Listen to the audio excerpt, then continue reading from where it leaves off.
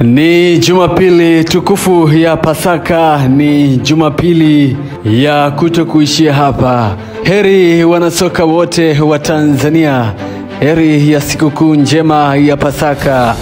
Lakini baada ya kupata ibada njema, ni siku nyingine ya kisoka, ni siku nyingine ya kuipeperusha vema bendera ya Tanzania, ni siku nyingine tena ambao wawakilishi pekee wekundu wa Msimbazi Simba, mnyama mkali wa mwituni, atakuwa katika ardhi tukufu ya Zanzibar, ardhi inayofahamika kwa marashi turufu kabisa ya karafuu.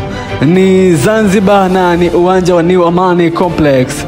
Majira ni saa 10 jioni.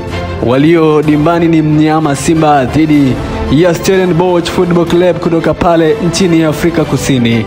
Ikumbuke mnyama anacheza nusu fainali ya kombe la shirikisho tangu mwaka 1993.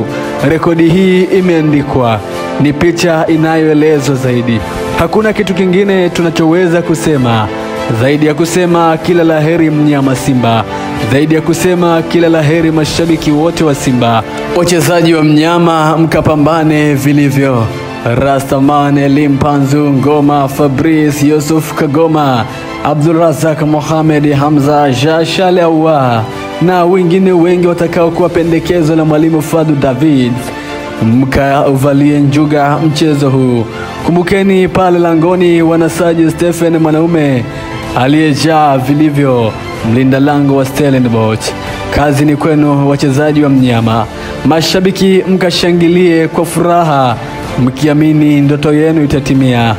Niwatakie kila laheri katika mtanange mzima wa leo kwa vaa Stellenbosch, na niwatakia pia sikukuu njema ya Pasaka Aprili 20, 2025. Mimi ni Golden Voice Josephat Jeremia. Desir adios.